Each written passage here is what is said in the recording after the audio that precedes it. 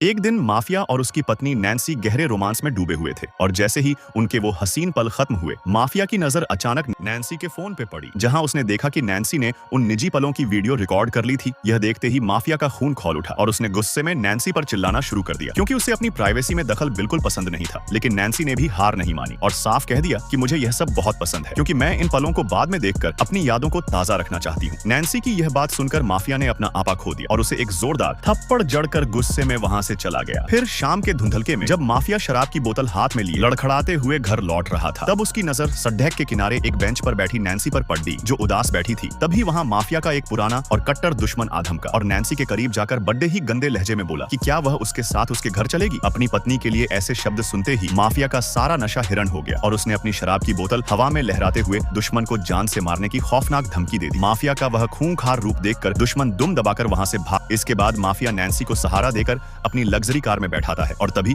उसकी नजर नैन्सी की गर्दन पर पड़ रही होती है, जहां उसे दर्द हो रहा था। जैसे ही वह दर्द सहलाने के लिए नैन्सी के करीब आता है और वे एक दूसरे को चूम लेते हैं, जिससे उनके बीच का सारा झगड़ा एक पल में खत्म हो जाता है।